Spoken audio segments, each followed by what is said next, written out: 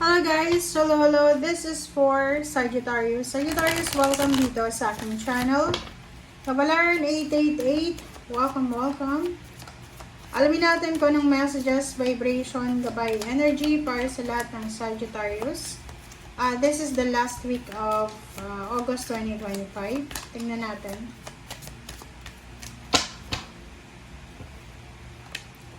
Alright, so, wow. Sagittarius, nandito si Archangel Michael. First chakra siya, 35-8-33. This is parang right timing. Okay? Are you single?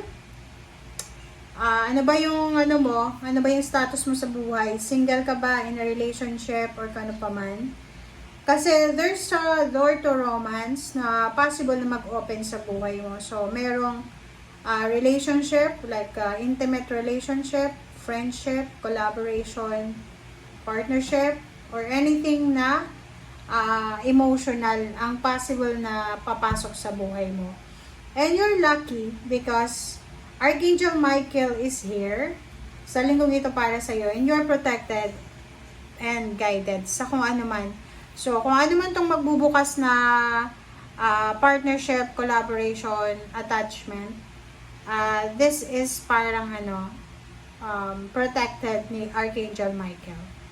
Like for example, kung may makikilala kang tao na mag-offer sa'yo ng relationship, ng kasal, sinasabi ng barahan na don't worry because you are protected, you are guided ni Archangel Michael. Okay?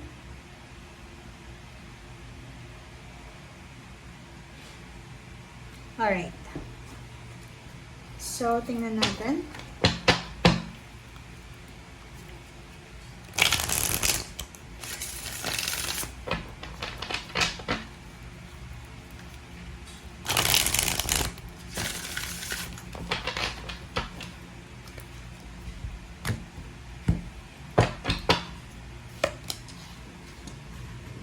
Okay, Justice, Three of Pentacles,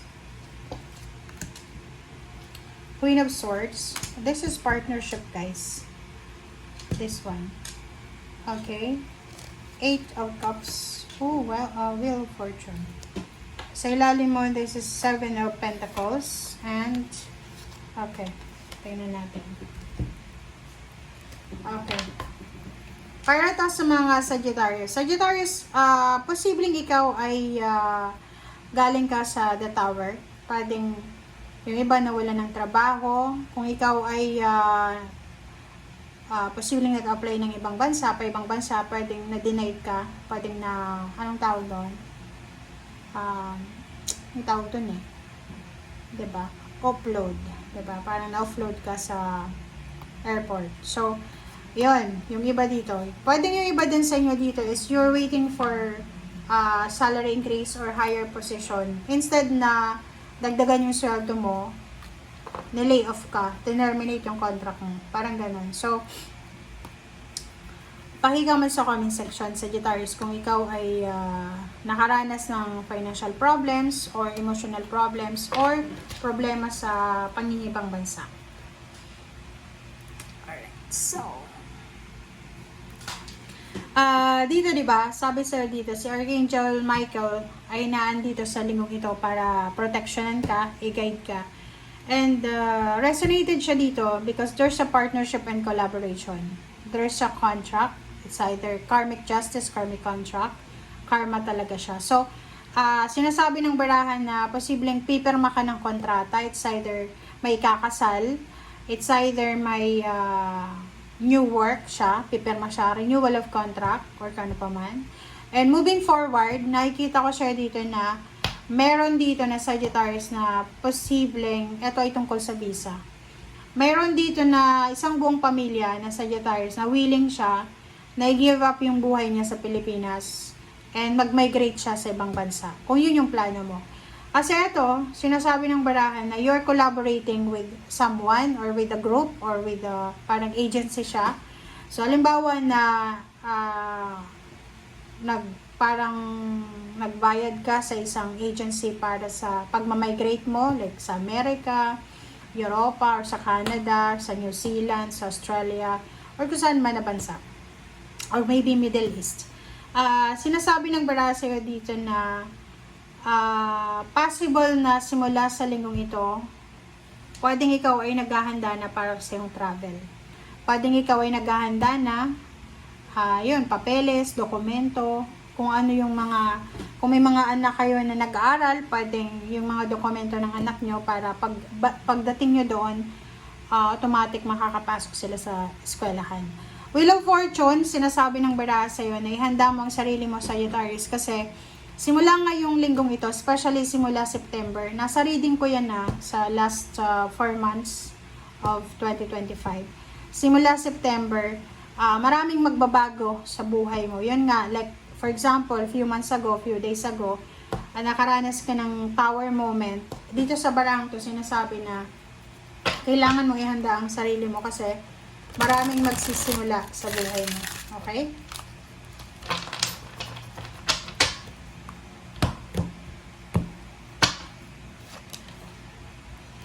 Alright, the Emperor, 5 of Cups, 7 of Cups, Justice, and 3 of Wands, Strength.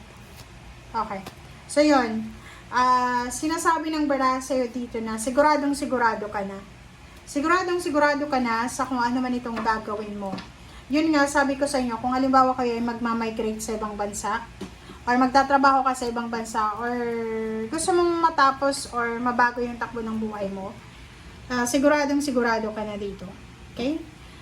You will have the power. Parang sobra kang powerful, sobra kang strong, sobra kang confident, sobra kang determinado sa kung ano man tong plano mo moving forward.